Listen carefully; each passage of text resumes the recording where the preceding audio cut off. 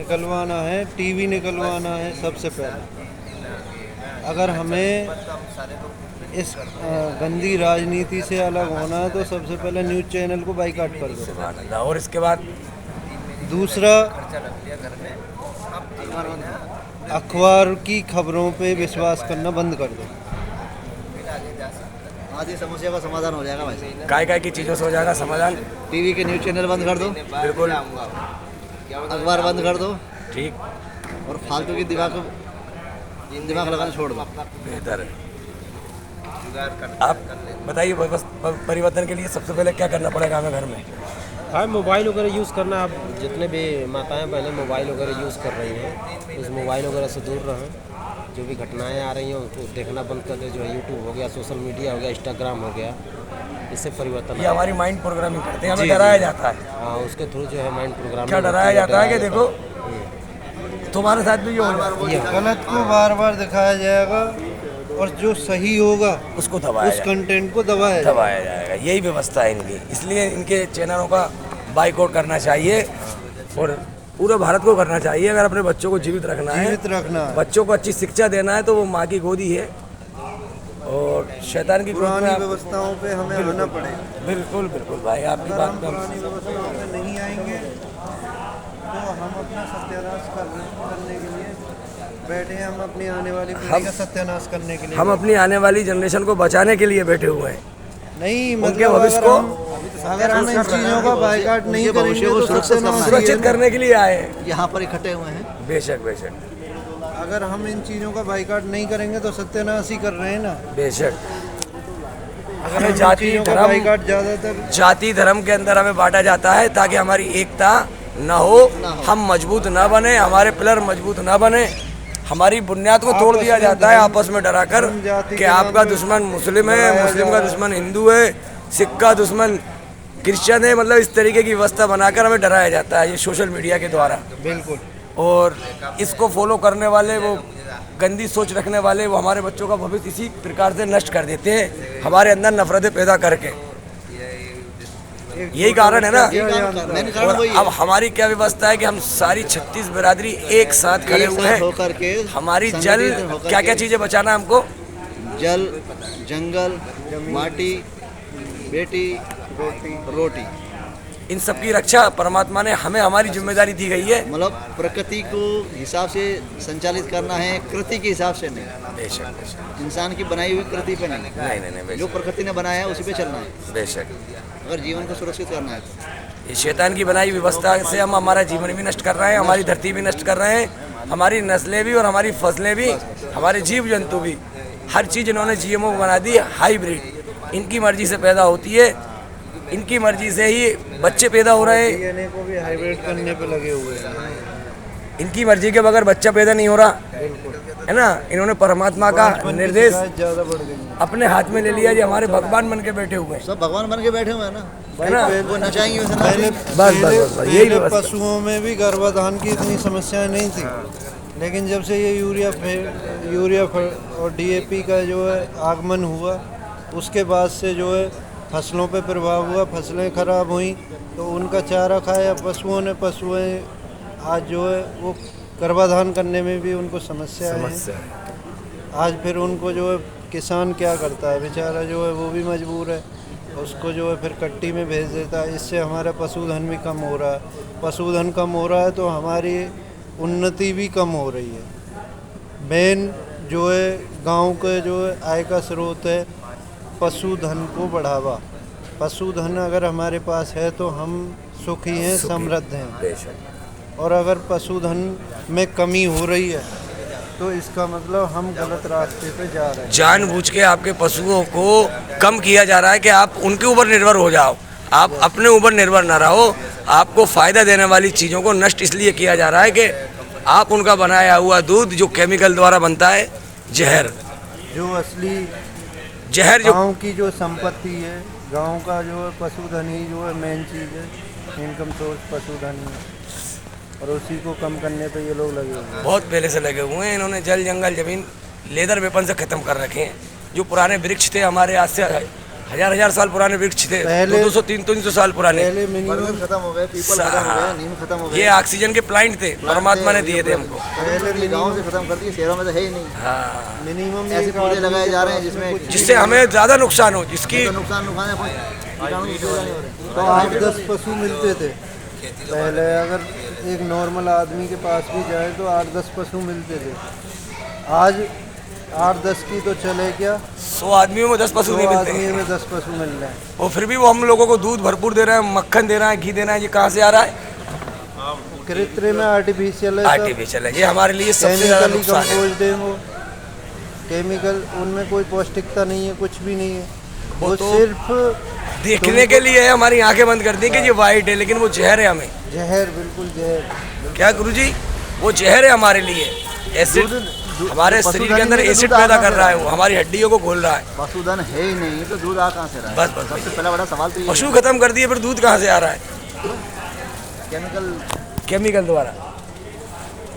आज हम लोग यहाँ इकट्ठा हुए हैं बाहर से आके, हरियाणा के जुलाना जिला जिंद के अंदर, इसी के विषय में आए कि हमें हमारी नस्लों को बचाना है और हमें सभी समाजों को एक साथ आना ही नस्ल और पड़ेगा। फसल। नस्ल और फसल को बचाने के लिए हम सब समाजों को एक साथ आना ही पड़ेगा। आना पड़ेगा ना। बिल्कुल आना पड़ेगा। अगर हम अंधकार में जिएंगे तो फिर वो बॉयलर मुर्गे की तरह आप इंतजार करो अपनी मौत का, है ना? वो तो पक्का है ना। बिल्कुल। बॉयलर मुर्गे को 24 घंटे कभी भी पकड़ सकते हो, कभी पकड़ सकते हो। और देसी को आप सुबह से लेकर शाम तक नहीं पकड़ सकते जब तक वो अपने घर में दाखिल नहीं हो जाए, है ना?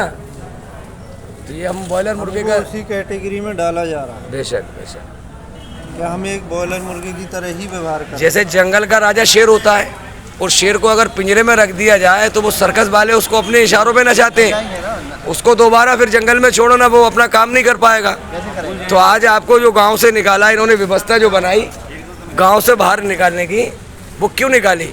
वो व्यवस्था हमें सर्कस की तरह रख दिया कि नचा रहे उनके इशारे पे कि आप KYC कराने आओ, चड्डी लगाओ, है ना? बिल्कुल। कोरोना की वैक्सीन के तरीके के, मतलब वो सर्कस में जैसे पालते हैं ना। अब हम जंगल के शेर थे, हम अपनी मतलब शेर को गीदड़ बना दिया। व्यवस्थाओं को खुद संभालने में सक्षम थे। शेर को गीदड़ बना दिया। शेर को गीदड़ नहीं गधा बना दिया। जोत रहे हैं साहब, गीदड़ तो उड़ जाता है, कौन पकड़ पाता है गीदड़ जिसको बोलते हैं? शेर को गधा बनाकर वजन लादा जा रहा है जानबूझ के। ऐसे नियम, ऐसे कानून, ऐसे डिजिटल हमारी अरेस्टिंग हो रही है कि हम समझ नहीं पा रहे। इस इंटरनेट द्वारा हम उसको सिलेंडर हो चुके हैं जिस रोज हमने आधार कार्ड बनाया। और शहरों के अंदर हमें, आधार कार्ड बनाए हुए नहीं सब। शहरों के अंदर जो सर्कस की तरह हमको पाला जा रहा है, वो अपने इशारों में नचाते। जो सुविधा हमें देना चाहिए थी जंगलों के अंदर, वो सुविधा खत्म करके खत्म करके इनकी बनाई हुई, सुविधा के अंदर इन्हीं का बनाया हुआ भोजन अब आने वाले समय में हमको खिलाएंगे। हर एक व्यक्ति के शरीर में RFID चिप लगाएंगे। और उस चिप का मतलब मैं आपको बता दूं क्या होगा। अगर आपके परिवार में 10 लोग हैं, अगर एक ने चिप लगवा ली तो वो एक का ही भोजन आएगा। किसका भोजन आएगा? एक ही आएगा। वो अपने बच्चे को लगवाएगा तो उसका भोजन आएगा। और कुछ दिनों के बाद जो नगर निगम ने जो कचड़े घर बनाए ना, ग्राइंडिंग करने के लिए, आपको लगता होगा ना कचड़े की ग्राइंडिंग हो रही है, वो सिर्फ दिखा रहे हैं कि यहाँ कचड़ा ग्राइंडिंग होगी। कचड़ा असल हम लोग हैं। कौन लोग हैं? हम लोग हैं। बेशक। अब हमारी ग्राइंडिंग होगी। AI आर्टिफिशियल जिस रोज आएगा, प्रोजेक्ट ब्लू बीम जब चालू करेंगे वो समुद्री लुटेरे, तो आपको वो रोबोट लेके जाएगा और डंपिंग में डालेगा। वहाँ से आपका पिसा हुआ मटेरियल जो निकलेगा उसमें केमिकल मिला के आपके घर घर, जैसे अभी जो ऑनलाइन खाना मंगवा रहे हैं ना, उसमें आता है मानव का मांस, जानवर का मांस, KFC, मैकडॉल, कौन सी कंपनियों में आता है बताइए, आप जागरूक हैं? इसमें आता है। इसके अंदर इसलिए आता है कि आपकी जबान पे एक बार इसका जायका लग जाएगा तो जीवन भर नहीं छोड़ोगे। अभी उसका अभी कुछ दिन पहले ऐड आया था, तो एक मनुष्य को जंगल में ले जाते हैं और जब उसको उसके अंदर डालते हैं, आग के अंदर, उसमें से पूरा मतलब जैसे कि मुर्गे को भून देते हैं, फ्राई कर देते हैं, ऐसा है मनुष्य उसको उठाता है। एक शैतान पता नहीं कौन होता है, हाँ। उसको उठाता तो वो पूरा मनुष्य होता। वो KFC का वो ऐड था। अगर उसको ऐसा ही ऐड दिखाना था तो यानी उसमें इंसान ऐड नहीं, वो शैतान झूठ नहीं बोलता। शैतान की व्यवस्था भी मुर्गा या वैसा मांस देता है, चलो मिलावट तो इंसान का भी हो रहा है ना, क्योंकि उसने इंसान को दिखाया था पूरा उठा के ऐसे करके। मेरे पास वीडियो है। KFC मतलब KFC यही का है मेरे पास वीडियो है। कि KFC का मतलब जो है ना शैतानी व्यवस्था। जो खाना इंसान को नहीं था वो खाना खिलाना, इंसान का मांस इंसान को खिलाना। आज जो बच्चे कम हो रहे हैं, महिलाएं कम हो रही हैं, ये इन्हीं के कारण हो रही है। मानव तस्करी चलती है बहुत बड़े पैमाने पे, बहुत बड़े पैमाने पे। और ये जो अस्पतालों के अंदर डिलीवरी का जो सिस्टम निकाला है, 18 इंच की नाभि से लेके बच्चे की नाभि तक 18 इंच की जो हाथ जाती है ना माँ की, वो लाखों रुपये में जाती है, लाखों डॉलरों में जाती है। कितने में जाती है? लाखों डॉलर में जाती है। वो क्यों जाती है? कि ये शैतान को पूजने वाले, शैतान को ये मानने वाले जो धरती के ऊपर व्यवस्था है, वो हमेशा जवान बनी रहती है उस बीज से। वो नर और मादा का दोनों का बीज होता है, वो निकल के जो आता है ना, वो 18 इंच की नाभि से वो अपनी हाथ को लेते हैं, वो जवान बने रहते हैं। 80 साल में भी बुढ़े नहीं लगते, वो हमेशा सेक्स करने की ताकत रखते हैं। मतलब वो क्या है, वो व्यवस्था ऐसी बनवाना चाहते हैं कि आप बेटी के साथ भी बाप संभोग करें, बहन के साथ भी करें। क्या ऐसी व्यवस्था हमारे लिए सही रहेगी? क्या नहीं रहेगी। हम क्या शैतान है या इंसान है? इंसान है वो, हम तो शैतानों वाले नियम हम पे थोपे जा रहे हैं। भाई शैतान के काम करना, शैतान नहीं थोपेंगे ना साहब। तो हमें शैतान से लड़ने के लिए जागरूक तो होना ही पड़ेगा ना। जागरूक होना पड़ेगा और जागरूक करना पड़ेगा। बेशक, अगर जो इसकी व्यवस्था में चला गया तो वो हमारा भाई, हमारी बहन, कोई भी हो परिवार, उसको नर्क का ईंधन बनाया जाएगा। क्या बनाया जाएगा? नर्क का ईंधन। हमें हमारे इस देश के अंदर ये मुहिम घर घर पहुँचाना है। इस शैतान की बनाई हुई व्यवस्था से हमें सबको रोकना है।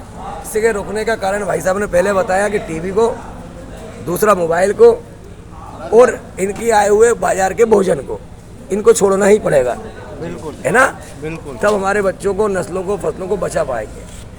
सबसे पहले इंटरनेट का भी उपयोग बहुत कम करना। इंटरनेट तो मतलब उसने जाल में फंसाने का व्यवस्था है कि हम आपको फंसा चुके हैं, जैसे समंदर के अंदर जाल डालते हैं ना। लेकिन इंटरनेट एक व्यवस्था ऐसी बना दी है कि ये बिल्कुल ये इंटरनेट जो है ना, आपको एंटरटेनमेंट के लिए है। एंटरटेनमेंट क्या बोला जाता है? सुनो आप, एंटरटेनमेंट होता है आपके दिल को मुर्दा करना, ज़्यादा हंसी। समझते हो ना? बच्चा जब पैदा होता है तो उसको रुलाया जाता है, यही कहा जाता है ना कि तुझे संसार में रो के जीवन गुजारना है। लेकिन बच्चा पैदा होता है तो उसको एंटरटेनमेंट देने का मकसद क्या है? कि इसको शैतान के साथ हंसाए रखना और फंसाए रखना। शैतानी व्यवस्था में एंटरटेनमेंट का मकसद जो होता है ना, अब आपको हंसाना, और जब आप अति से ज़्यादा हंसोगे तो आपका ज़मीर मुर्दार हो जाएगा। फिर आपको अत्याचार नहीं देखेगा, जुल्म नहीं देखेगा, किसी के साथ बुरा हो रहा है उसके सहयोग के लिए आप खड़े नहीं होगे। ज़्यादा एंटरटेनमेंट देने के बाद आपके शरीर की एक जो जीवित रहना चाहिए, जिसके अंदर बोलते हैं मर्यादा, वो ख़त्म हो जाती है, शर्म ख़त्म हो जाती है। आज के दौर में जो है कि सोशल मीडिया पे ऐसी चीज़ें हर व्यक्ति ये देख रहा है कि जो उसको नहीं देखनी चाहिए, क्योंकि उसकी बुद्धि का वो हनन कर चुके हैं, उसको कंट्रोल कर चुके हैं कि उसकी समझ बस वहाँ तक रह गई है। व्यक्ति 2-2 घंटे, 3-3 घंटे यूट्यूब, इंस्टाग्राम, फेसबुक ये सब चला रहा है, मगर वो चीज़ नहीं देख पा रहा है जो उसको देखनी चाहिए, क्योंकि उसका माइंड इस तरीके का कर दिया कि वो चीज़ देख ही नहीं पाएगा। वो इधर उधर की बातें देखेगा और बाद में अपने सो जाकर रोटी खाकर बस खा ले। उसे समाज से कोई लेना देना नहीं है। ऐसी वीडियो प्रसारित होती हैं कि ना कोई माँ बहन देख रहा है, ना कोई कुछ देख रहा है। जिस रोज से हमारे अंदर, हमारे घरों में जो टीवी आई थी, उसका जो एंटीना लगाया था, आपने तो नहीं देखा होगा, बाबूजी ने देखा होगा। क्या जन्म तिथि आपकी? 12/7/95। नहीं, 95 में नहीं। हाँ, वो जो एंटीना लगाया था वो परमात्मा से दूर करने का एंटीना था। वो एल्युमिनियम का जो एंटीना आया था ना, एल्युमिनियम का ही होता था वो, नली वाला। फिर वो जलेबी वाला आया कि गोल गोल उलझाए रखेंगे, फिर इसके बाद बंद कर दिया। फिर क्या कर दिया? 2 तीर लेके आए थे ना, वो 2 शैतानी सिंबल पे लेके आ गए थे, टीवी के ऊपर रखे थे ना, 2 एंटीने निकलते थे। वो उन्होंने बोल दिया कि अब शैतान हर घर में दाखिल हो गया। समझ गए? उस वक्त से हमारी व्यवस्था बनाई गई है, सन 80 से। जब घर में ये टीवी आई है तो समाजों को मालूम नहीं था कि भगवान कैसे हैं, कृष्ण कैसे हैं, मोहम्मद कैसे हैं। देखे थे क्या किसी ने? क्या फोटो थे किसी के पास? ये हमारे अंदर किसने व्यवस्था बनाई? वो शैतान ने शैतान ने बनाया कि ये तुम्हारे भगवान का नुकसान पहुंचा देंगे, ये तुम्हारे खुदा का नुकसान पहुंचा देंगे, मतलब जबकि दोनों एक ही हैं। और जो भगवान का नुकसान पहुंचा दे, ऐसा कोई हो सकता है? वो तो महान है, अपनी क्या औकात है? वो तो महान है ना, वो पूरी धरती को बनाने वाला है, औकात ही क्या है? उसका कोई नुकसान पहुंचा सकता है? कोई नहीं। लेकिन हमने उन शैतानों की बातों में लग के हमने हमारी पृथ्वी का नुकसान पहुंचा दिया। हमने अपने हाथों से अपनी बनाई हुई व्यवस्था जो परमात्मा की बनी हुई थी उसको नष्ट कर दिया। नष्ट। और इन्हों के कहने में आके हमने आपस में जातिवाद की लड़ाई लड़ना शुरू, अपने बच्चों को आधुनिक युग की अपने शुरुआत बच्चों को के चक्कर में जहर देना शुरू कर दिया। क्या ये जहर है? आधुनिकीकरण कि समाज को तोड़ना जहर है। ये जहर ही है ना। हम आपस में भाई जहर हैं। का एल्कोहल लेना ही जहर नहीं होता, जहर कई तरह के होते हैं। कई तरह के होते हैं। बड़ा अच्छा लगा आपका आना यहाँ मीठा पर। जहर है। जनता सरकार मोर्चा के सभी क्रांतिकारियों के लिए मेरा तहे दिल से नमस्कार और प्रणाम। आप ऐसी जागरूकता रखें मेरे भाई, हमारे बच्चों को बचाने के लिए। और आने वाले समय में वही जीवित रहेगा 27-28 के बाद जिसकी पाइनियल ग्लैंड आज़ाद हो गई। पाइनियल ग्लैंड जो शैतान के फ्रीक्वेंसी से बाहर हो जाएगा और एक परमात्मा, एक ईश्वर, एक खुदा की तरफ आ जाएगा, प्रकृति के नियम मानेगा, संसार के अंदर शांति आ जाएगी। और अगर प्रकृति के नियम छोड़े तो ये नरक का ईंधन हमारे घरों में रखा हुआ है। ये भी एक बम है, लिथियम बम, जिससे हम बात कर रहे हैं। ये जो लिथियम बम है इसके अंदर जो बैटरी डली हुई है ना, अभी तो ऐसे मोबाइल आए कि आप निकाल नहीं सकते। जैसे कि अभी इसराइल ने पेजर बम फोड़े थे ना, उसका भी बड़ा है ये। पेजर में जरा सी बैटरी है, पेजर ब्लैक जरा सा होता है, स्क्रीन जरा सी बैटरी बैकअप देते हैं। इसका स्क्रीन इतना ज़बरदस्त है, इसकी बैटरी कितनी बड़ी है, लिथियम से है। ये परमाणु जो बनते हैं ना उसमें प्रयोग होती है, उसकी बैटरी है ये भी एक बम है। इससे भी हमें दूर होना पड़ेगा। जागरूक साथियों को कुछ दिनों के बाद इससे भी दूर होना ही पड़ेगा। एक बार जागरूकता होने के बाद में इससे अलग हटना ही पड़ेगा। बिल्कुल बिल्कुल। लेवल 1 की 47वीं ट्रेनिंग हरियाणा में डॉक्टर देवेंद्र बेलारा जी और उन्हीं के सभी क्रांतिकारी यहाँ पर अपना 3 दिन का समय देने के लिए आए। इसलिए देने के लिए आए कि संसार में आने वाले कष्टों को दूर करें और भटके हुए लोगों को सही रास्ते पर लेके आए। हर एक समस्या का समाधान परमात्मा के नियमों के अनुसार ही मिलेगा, प्रकृति के नियमों में ही हमें समाधान मिलेगा। हम अपनी व्यवस्था को परमात्मा के दिशा निर्देश वाली बनाएं, अन्य कोई रास्ता नहीं है हमें।